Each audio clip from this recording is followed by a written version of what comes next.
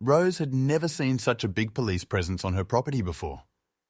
The ex-police dog she recently adopted, Blaze, had shaken things up massively when she would not stop barking at a seemingly random apple tree.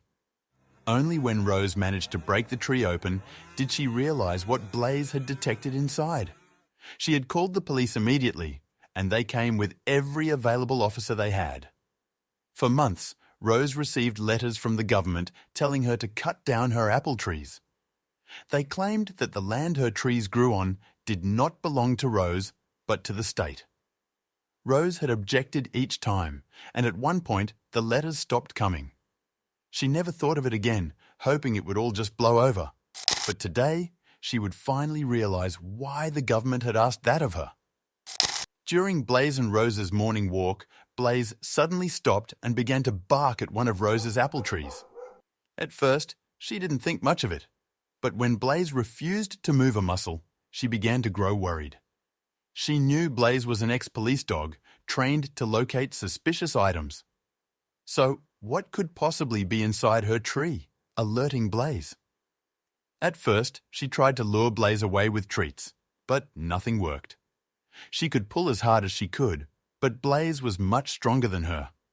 She was a big German shepherd, trained throughout the years to act in dangerous situations, so Rose was no match for her.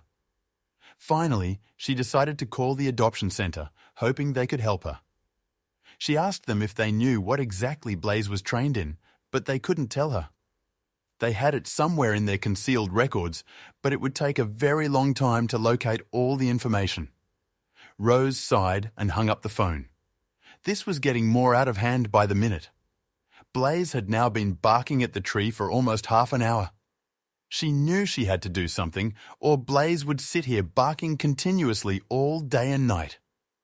That was when she suddenly remembered all those letters from the government months ago. "Hold on, Blaze, I'll be right back," she said, as she threw his leash on the ground and ran home, straight into her garage. She searched her garage for an axe to chop down the tree. She wanted to see if there could be something inside that Blaze was detecting. She threw around boxes of stuff, overturning her whole garage, but later found an axe. She quickly rushed back to Blaze, who was still barking at the tree at full force. Poor Blaze, Rose thought. That must hurt. "Get back, Blaze!" Rose yelled. Blaze abruptly stopped barking and moved behind Rose. It was probably the same command his police partner made during his police years. It gave Rose the confirmation that she was doing the right thing, and she quickly began to hack into the tree. With every blow, the tree trunk began to split, and soon Rose could see something stuck inside. She hacked into the tree vertically as she had no intention of chopping down her tree. She just wanted to see if there was something stuck inside. And it was a good thing she did that, because now she clearly saw a strange green-bluish-looking thing inside. Rose instantly stopped hacking and just stared at it for a minute. "What is that?" she thought to herself. She looked at Blaze, whose eyes were fixed on the object. It was clear that this was the reason why Blaze went off at the tree, but what could it be? Rose didn't dare to touch the object, so she decided to call the police instead, hoping they could tell her more about this. Rose called 911 and explained everything in great detail to the dispatcher. As she talked about the object and gave the dispatcher her address, she could hear a shocked gasp at the other end of the line. The dispatcher told Rose to sit tight and that the police would be with her shortly. But most of all, she was told not to touch the object under any circumstances. Rose felt her heart rate going up as the dispatcher told her not to touch the object. He said it with a commanding voice, as if something could happen if she were to touch it. She nervously looked at Blaze, who was still fully focused on the object. Suddenly, Blaze began to stand up and slowly walk toward the tree. "Blaze, get back!" Rose yelled, but Blaze wouldn't listen. Rose acted fast and grabbed Blaze by the collar. Only then did Blaze look up at her and acknowledge she was also there. It was as if Blaze had been so focused on the object, she hadn't even noticed that Rose was there too. Luckily, Rose could hear the police sirens in the distance, This was all going to be over soon, or so she thought. Rose tied Blaze up to another apple tree and rushed to her front yard. As soon as she arrived, her eyes grew wide in shock. She had never seen so many police cars together at once. There had to be at least 10 police officers walking toward her, and they all looked a little on edge. "Mrs. Smith?" an officer asked. Rose nodded. Yes, please follow me," she said, and she guided the officers to the tree.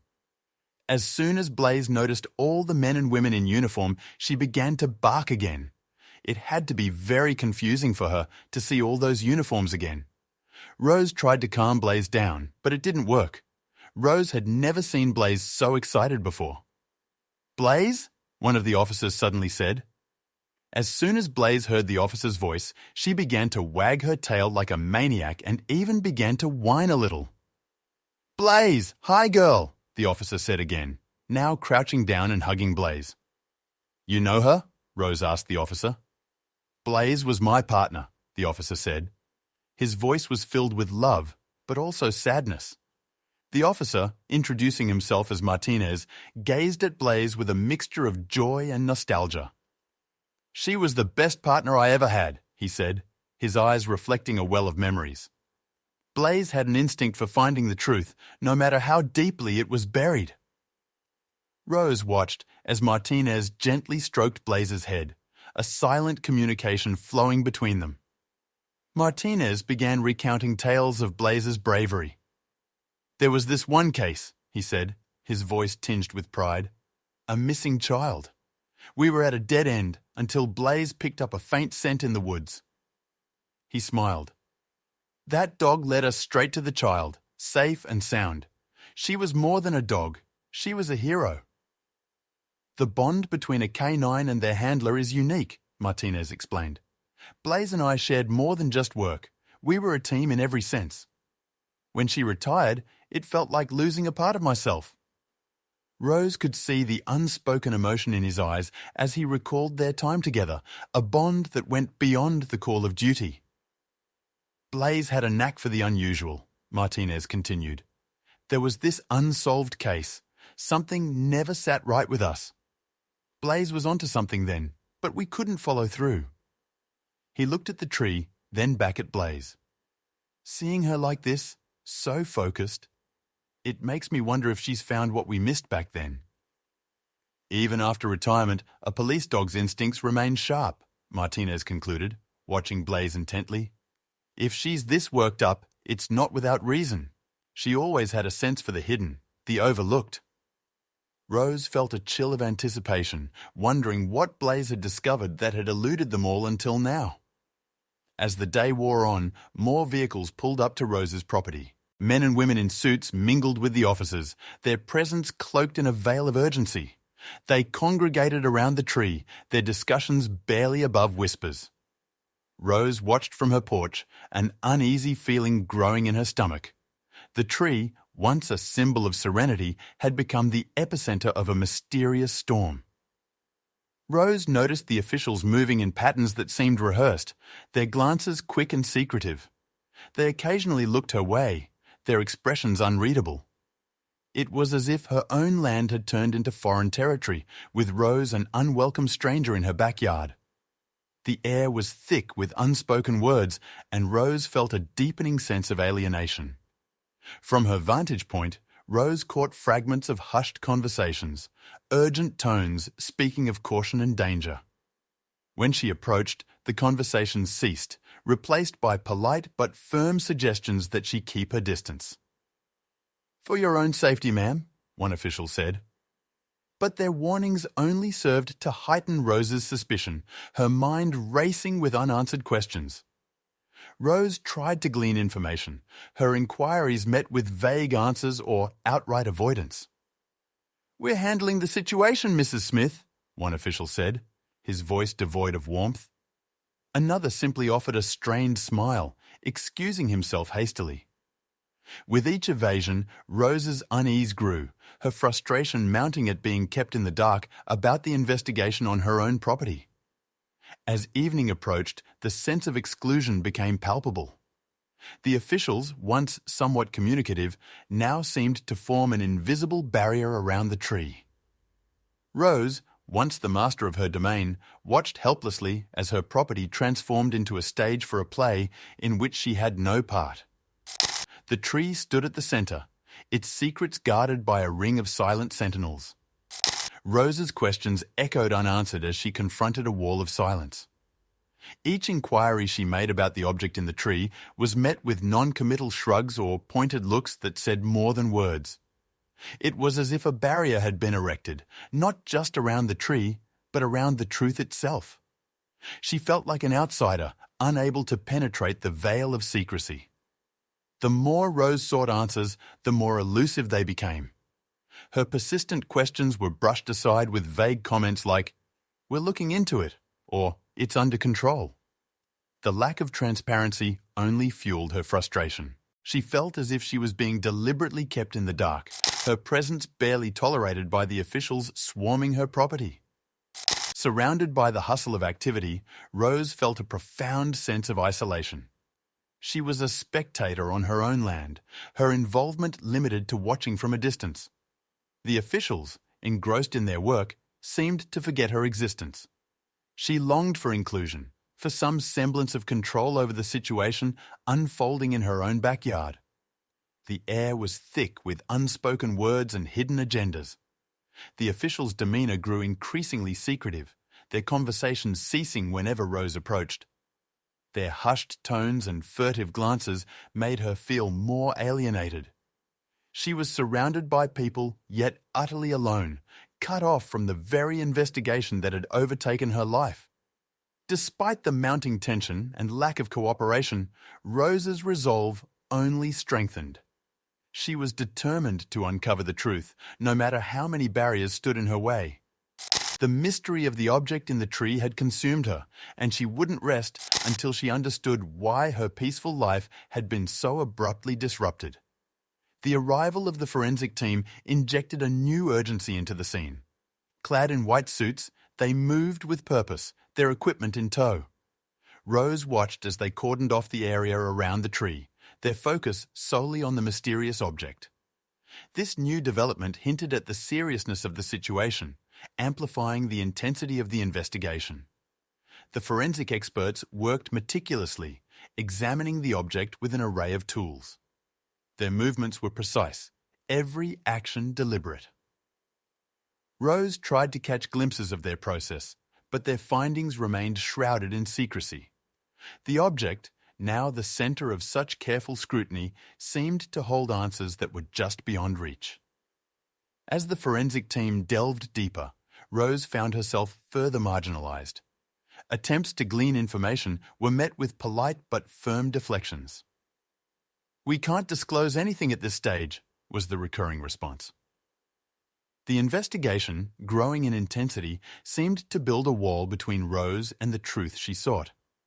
Occasionally, fragments of overheard conversations drifted to Rose, snippets that hinted at the complexity of the findings.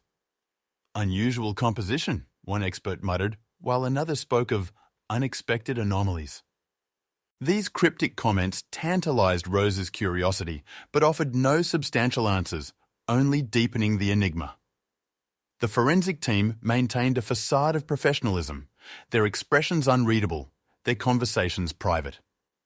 They operated as a unit, detached from the outside world, their commitment to their work evident in their focused demeanor. This professional barrier only added to the growing air of mystery that enveloped the investigation, leaving Rose feeling more detached than ever. An official approached Rose, his tone firm yet apologetic. "For your safety, we need you to vacate the premises," he said. Rose's brow furrowed in confusion and suspicion. Why now? What had they found that necessitated her leaving her own home? The reasoning felt thin, more like an excuse to keep her away from whatever secrets the tree held. Rose protested, her voice laced with frustration. "This is my home. I have every right to be here," she argued. But the decision was final, and her resistance was met with sympathetic yet unyielding faces. With a heavy heart, Rose gathered a few belongings, casting a lingering, troubled look at her property as she left. From her temporary refuge, Rose's eyes remained fixed on her home in the distance. The glow of lights and the occasional movement of figures were the only glimpses she had of the ongoing activities. Her heart ached with a mix of concern and anger. She felt powerless, an involuntary spectator to the mysterious drama unfolding on her land. That night, Rose tossed and turned, her mind racing with unanswered questions. Why was she forced to leave? What were they hiding? The unease gnawed at her, and sleep remained elusive. Each tick of the clock was a reminder of the mystery that lay just beyond her reach, hidden in the shadows of her beloved apple tree. Despite the turmoil, a resolute determination took root in Rose's mind. She would not be kept in the dark. As the first light of dawn crept through the curtains, Rose made a silent vow to herself. She would return to her property, to Blaze, to the tree. She needed answers, and she would not rest until she found them. From her vantage point, Rose observed an uptick in clandestine gatherings among the officials. They huddled in tight groups, their discussions shrouded in secrecy. Each furtive glance and hurried meeting only served to deepen Rose's suspicions. What were they discussing with such intensity? The secrecy surrounding these meetings was like a silent alarm, signaling that something significant was unfolding. Rose's attempts to contact the authorities were met with a wall of silence. Calls were unanswered or hastily ended with vague excuses. "We'll update you in due time," was the standard response, leaving her more frustrated.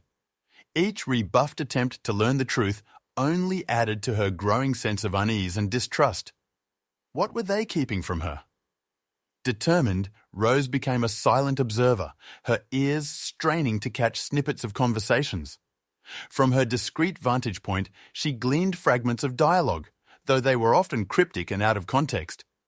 Each overheard word was like a puzzle piece, yet the bigger picture remained elusive, hidden behind a veil of coded language and hushed tones. The more Rose heard, the more the situation resembled a puzzle with missing pieces. Each new piece of information seemed to contradict the last, leaving her to wonder what was truth and what was misdirection. The complexity of the situation was bewildering. The more she learned, the less she understood, like chasing shadows that vanished when approached. As the days passed, Rose's suspicion swelled. The object in the tree, once a mere curiosity, now felt like the linchpin of a much larger mystery. Its significance was palpable, yet its nature remained a secret zealously guarded by the officials. The tree stood there, a silent sentinel, at the heart of a deepening enigma that held her land and life in its grasp. The revelation came unexpectedly. The object concealed within the tree, now carefully extracted by the forensic team, was identified as critical evidence in a cold case. This disclosure sent ripples of shock among those gathered, including the officials. Rose, overhearing the news from her distant post, felt a mix of astonishment and vindication. The mystery had taken a dramatic turn, revealing a depth she hadn't anticipated. As more information trickled out, it became apparent that the evidence was linked to a personal belonging of a victim from the cold case. This connection added a poignant layer to the mystery. Rose, piecing together overheard conversations, realized the gravity of what Blaze had uncovered. The tree, a silent witness for years, had been guarding a story of its own. Details about the cold case began to emerge, casting the discovery in a new light. The case, which had remained unsolved for years, involved mysterious circumstances and unanswered questions. The uncovering of the evidence in Rose's tree was not just a breakthrough. It was a beacon of hope in a case long thought to be lost in the shadows of the past. With the revelation of the object's significance, pieces of the cold case began to connect. The evidence provided new insights into unanswered aspects of the investigation. For Rose, every new bit of information was a revelation, painting a clearer picture of the events that had transpired years ago. The puzzle was slowly coming together, each piece bringing them closer to the truth. This newfound evidence marked a pivotal moment in the investigation. The direction of the case shifted, with renewed vigor and focus. For the officials, it was a chance to right a past wrong. For Rose, it was a journey into the heart of a mystery that had inadvertently become a part of her life. The tree, once just a part of her home, was now the center of a historical revelation. The unfolding mystery revealed a startling connection to Blaze's past. Years ago, during her service, Blaze had been close to uncovering this very evidence. Martinez, revisiting old case files, realized the significance of her behavior. Blaze's relentless focus on the tree wasn't random.